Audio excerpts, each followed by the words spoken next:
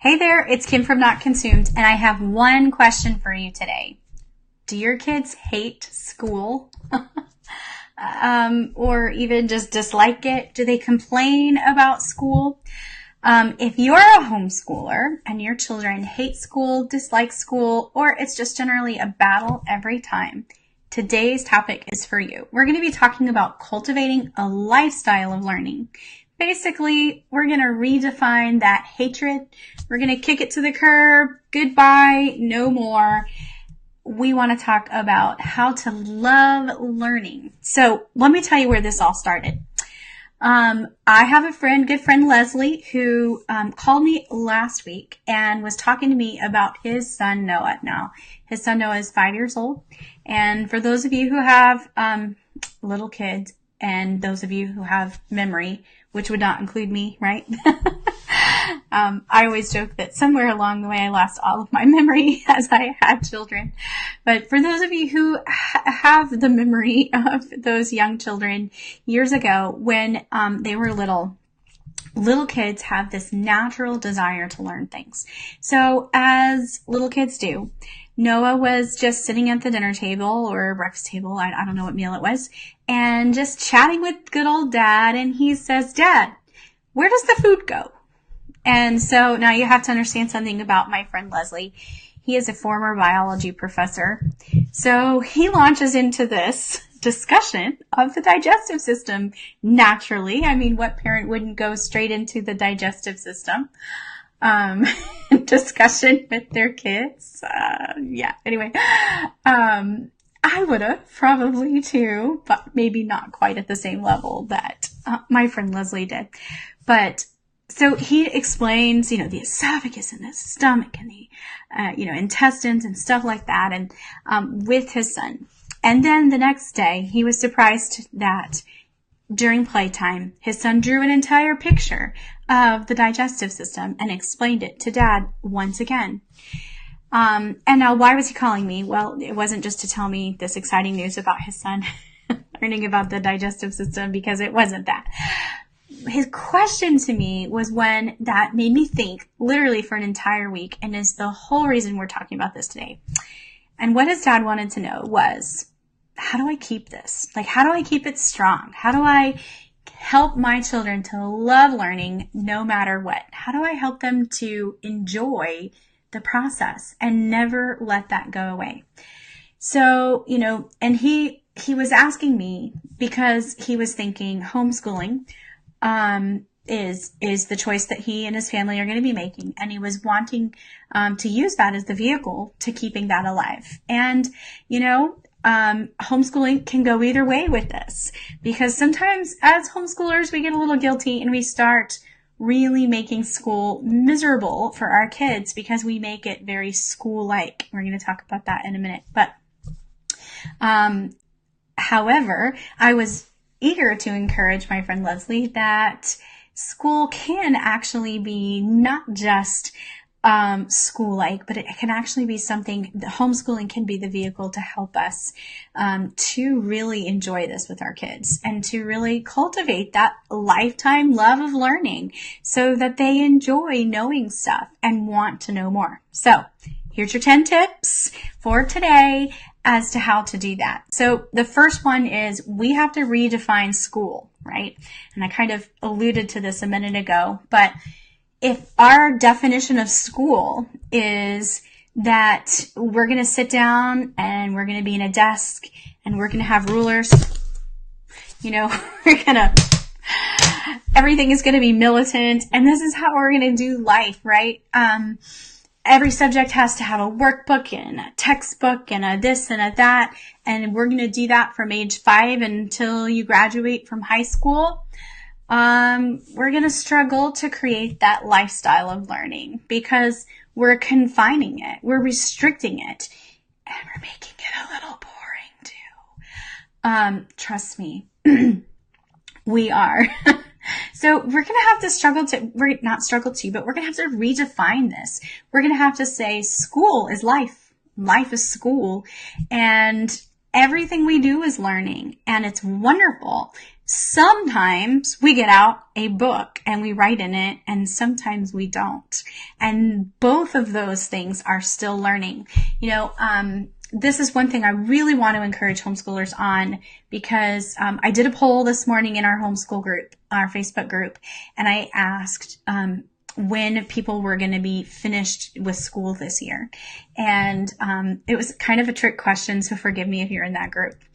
But one thing I noticed was there were a lot of people who were kind of discouraged about the fact that there was a lot more school left to be done to check off their days, because many states require a certain number of days of school or a certain number of hours or whatever. Okay, so remember that you get to define school in your home, and school is learning. So this past week, we went to Charleston and we had school while we were in Charleston. Nobody got out a book. Nobody got out a pencil. Nobody did anything like that. We went on a carriage ride through the city, and we learned about Civil War history, and we went to a fort. And it was wonderful. And my kids learned a ton, and they had a lot of discussion about it. It was school and it counted. Check, done. So don't feel like you need to box yourself into this definition of school. That's point number one. Number two, by the way, I go in detail into resources and ideas for each one of these things in this gigantic post that I've shared with you already in the comments. So be sure to check that out if you want more information about this topic. And also feel free to ask any questions as we're going along. I'd love to try to chime in and answer them. So number two, keep your schedule simple. So this is just the basic: don't overcrowd. Don't, have too many extras. Don't have too many, extracurricular things. We don't necessarily need Latin. Just be simple and careful to allow yourself the time and the freedom to explore and learn things. Okay. Number three, focus on the basics. Now, this is one that often we struggle to do as homeschoolers, especially for our elementary kids. So I'm going to say this, and not everybody agrees, and that's okay. You don't have to agree with me. But as a former educator, as a veteran, 13, 14 years now, almost 15 years of homeschooling I've got under my belt, and having spoken with countless people who've graduated homeschoolers, I haven't found a person that would disagree with this that has, successfully done it. The basics in elementary school are the only thing you need to focus on. Math and reading. That's it. You don't need to worry about science and history and Latin and geography and all of this other stuff. That's too much stuff. Focus on the basics, get a good core background in that, and all the rest of it can be interest driven, right? So I'm not saying kick out science, never do any science ever. It's not necessarily the way you would want to do it, but focus on your math and reading, especially when it comes to any kind of book learning that you might want to do. And then outside of that, go ahead and go to the library and learn about, whales or, whatever it is that your child is interested in, and we're going to get to that in a minute. But focus on the basics. Number four, learn authentically. So what I mean by this is the more real you can make it, the better. So if you want to learn about sedimentary rocks, hey, is there like a gem mining place around your house that you can check out? Your kids are going to learn 1,000 times more than they will if you just sit there and read books about that. I promise. Take the time to go do that. It's worth it. We just went this past weekend. I already mentioned we went to Charleston, and we went on a carriage ride through the city, and we learned, we went on this very specific one that was focused on Civil War history. And I tell the story in the post, but I was really worried that my kids were bored to death because it was like really high level history. It was very detailed, and the woman did not stop talking for an hour and about history. No pictures, no nothing. We did ride around the city, and she pointed out like different places where things happened, which made it very personal. But see, that's just it. It was very personal. So we're sitting at lunch just after this carriage ride, and I'm about to take them to Fort Sumter, and I was thinking, I really don't know how they're going to feel about this. Like, I really don't know if they're interested or not, or if they're going to kind of buck the system and say, I'm bored, I don't want to do this, and we weren't calling this school. This is what we were doing for fun, right? And so we sit down at lunch, and one of my teenage girls says, that was a really cool carriage ride. And I was like, really? What did you like about it? We spent the entire hour talking about history. And every one of my children from 7 to 14 were going on and on and on about all the things that they liked and all the things that they learned and the interesting things that they got that I didn't even pick up from the carriage ride myself. And so it was such a proud mom moment, but it was such a reminder that kids learn best from doing stuff that's real. If I had given my kids a history textbook, honestly, if we had sat in a Civil War history class in high school, the conversation wouldn't have rivaled what it did sitting there in the booth at lunch, because it was real to them and it made sense in their lives. So that's what I mean by learn authentically. Number 5, allow choice. Now, this is a near and dear issue to my heart. Once your children learn how to read, I move my kids into a reading journal. I actually have it right here for you to see. And basically all they do is they read whatever they want to read, what they love to read, what they enjoy to read, and then they go in each day and they spend a few minutes writing about what they've read. The reason for this is when kids have the choice of what to read, they can choose things that they ordinarily wouldn't choose. What do I mean by that? Well, so like my daughter at the age of 5 fell in love with horses and she started reading horse books. I'm probably underestimating when I say she's read 1,000 horse novels. I mean, she literally has read so many books. We lost count. We started trying to count. We just lost count. We wrote a post one time with over 380 books that she had read that, and that's been years ago. The girl has read so many books on horses because she wants to. Does that mean that she has not learned anything else and that I've limited her and now she's only going to know about horses? Well, in a sense, she doesn't know a whole lot about orca whales, for example, because she's learned a lot about horses. But let me tell you, her vocabulary is incredible. And her writing is amazing she's going into high school this next year. And I cannot be more impressed with her ability to do things. And a lot of that comes from her natural love for language and enjoying it because she was allowed to read what she wanted to read. So I can't stress enough. Let your kids read stuff that they enjoy reading. Now, if they're always picking trash books, I usually will tell parents, especially if you just feel like your kids are just either constantly picking trash books, the language, isn't beautiful and wonderful and stuff like that. Go ahead and get a bin of books and have your kids choose, one. I'm gonna have to shut the door. Give me 1 second.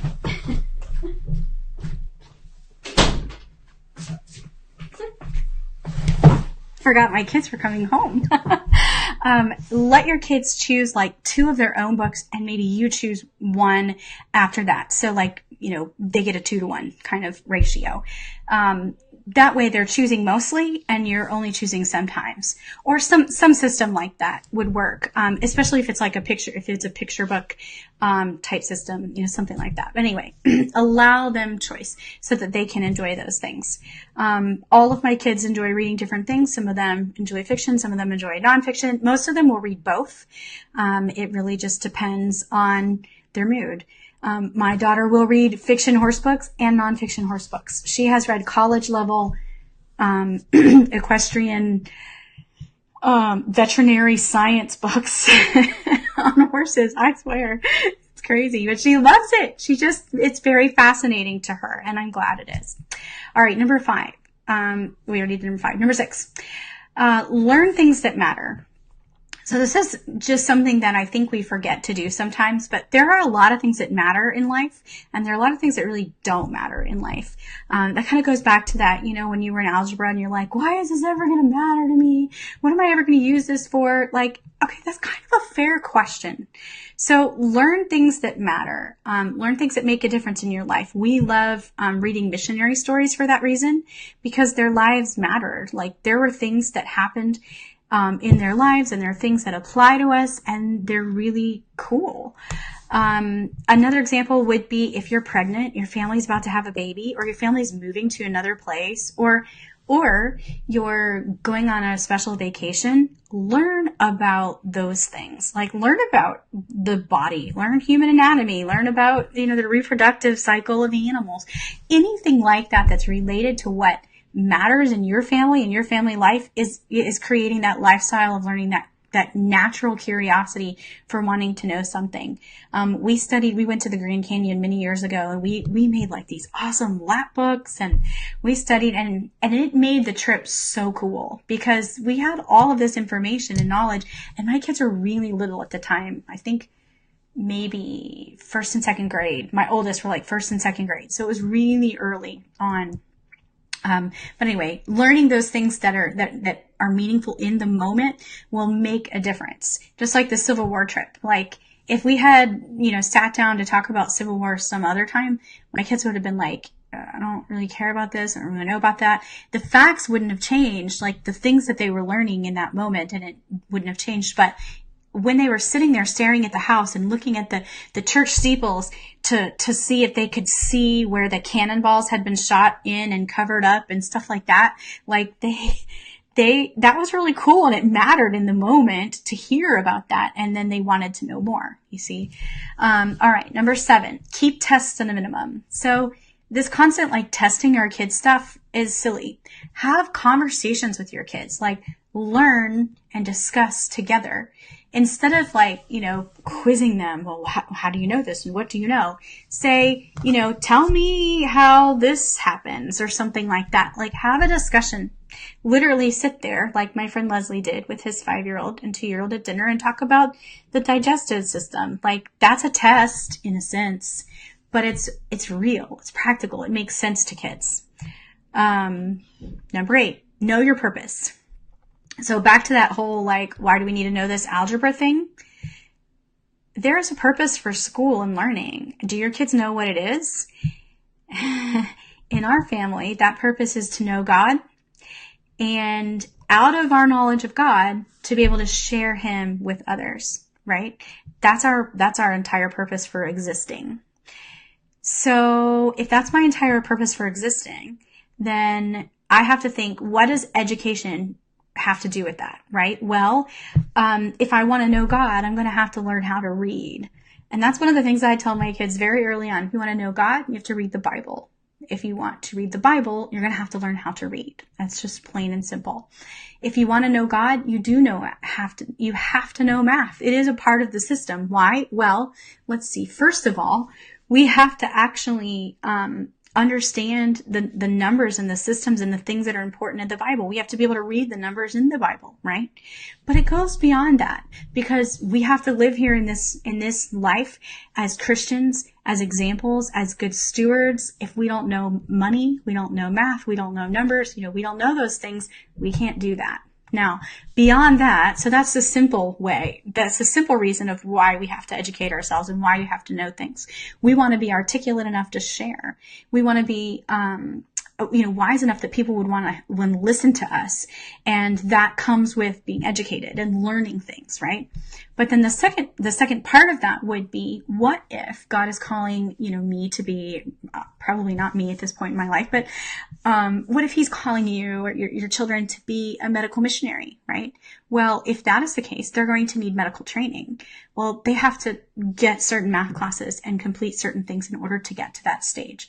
And so we want to be careful when our kids are little to remind them that we don't know what God has for them, and that they need to be prepared and available to Him by staying at the highest level. At this point, and I am not I'm not a, big, everybody goes to college or else that's it, kind of person. If none of my children go to college, I still will find them super successful. That is totally fine with me. But, I want them to be prepared and able to go to college should they choose to, should that be the avenue that God is using in their lives. For example, if they decide, I really want to be a medical missionary, I think that would be, something I need. Well, then you need to go to college to do that, right? Like they're going to have that knowledge in several different ways. They're going to have that knowledge. And so I don't want to keep them on a path early on in their life where they would not be able to do that. So therefore, I want them to keep learning things and keep taking classes as they get, into middle school and high school that would make sure they stay on that path, if that makes sense. Number 9, capitalize on every moment. Now, I am also a parent of 4. I'm a single mom. I homeschool, I work from home. I get exhaustion. I hear it. And exhaustion, when your kids are constantly asking questions, is super real. And you are not the only one who feels it. So don't beat yourself up about that. But as often as possible, answer the questions. When my friend Leslie was telling me the story about his 5-year-old and 2-year-old sitting there at lunch, and I don't know where his wife was, but, probably not there. Maybe she was there. Maybe not. I'm not really sure. But, he's telling me this story and I'm thinking, so many parents would have here's a DVD, right? Because it's exhausting. It's an exhausting moment. Your kids are little and they're tired. And how many questions do you suppose he asked in that one setting of food? I assure you it was a lot. That's how kids are. And so we get tired. We don't want to answer the questions all the time. We don't want to, necessarily do that, but take the time to do it. Because sometimes there's that spark and it ends up like it did for Noah, where he literally learned the entire digestive system and can explain the whole thing at 5, right? We want to capitalize on those moments because they might actually be seriously interested. In fact, they usually are. They're trying to learn about the world. Capitalize on it. Also capitalize on as many field trips and day trips and things as you can. So the reason we were in Charleston this past weekend is I was speaking at an event. And so we tagged that on to the end of the event. We plan to go to Charleston, or we plan to see something downtown and do that. We are going to teach them diligently. Hey, I hope you're going to teach them diligently. If you don't know about it, tag me. Let's talk. I'd love to see you there. We're going there to Mobile in early May, and we have several national parks that we haven't hit yet that are on our way down there, and just some other. We just kind of try to tag in every little thing that we can. Last year when we went to teach them diligently in Ohio, we went to the Creation Museum and the Ark Encounter, which, by the way, are so cool. So cool. My kids learned so much from those 2 places, and they really, really enjoyed them. So I cannot recommend them enough. Even though it's kind of costly and it can be a lot to get up there, but it's way worth it. We are going to Ohio again this year, but we're going to do something different. We haven't decided what we're going to do because that's still in June. But anyway, the idea is tag them on as much as you can. Add those little extra things in. I gave a lot more ideas in the post about ways to get money to do some of that stuff because I know it costs money.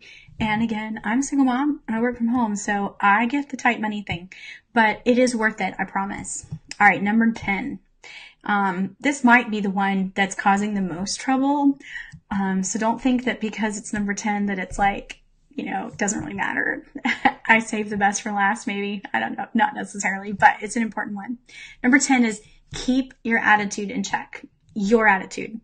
As parents, this is probably the thing that we do the most that hurts our kids, and it hurts their desire to learn, and it hurts their love of learning because we have baggage. We have school baggage, and we have this notion that it's not fun, that it has to be endured, that we don't enjoy it, that we don't want to know this stuff. Don't put that on your kids. Don't. Keep your mouth shut, okay? I'm preaching to myself as much as I am to you, but that's just like, we wouldn't do that in any other avenues. And also, we have to protect our kids from other people, from family members, from the clerk at the grocery store. Like, celebrate school. It's fun. It's enjoyable. Teach your kids that. And like, continually say that and say that and say that and say that, so that they get the notion of, we love to learn stuff. We don't know why you don't, but we do love it. We really enjoy learning stuff. And, help them redefine it so that it's not a constant counting down. There's nothing more miserable in life than spending the rest of your life counting down the moments until you're done with school or you're done learning this or whatever. Like, that is just probably not the way you really want to spend your time. But the truth is, the rest of your life, you should be learning things. There's always things to know. God has created so many cool things for us to know and do and experience. So let's get excited about it and help our kids with that. I hope these 10 tips were helpful to you. And again, there's a whole lot more detail in these and some stories in the post. So click and read that. And we'll see you next time. We didn't get any questions while I was live, but if you have any questions after the fact, go ahead and stick them in there. We'll answer them. Have a great day, guys. Bye.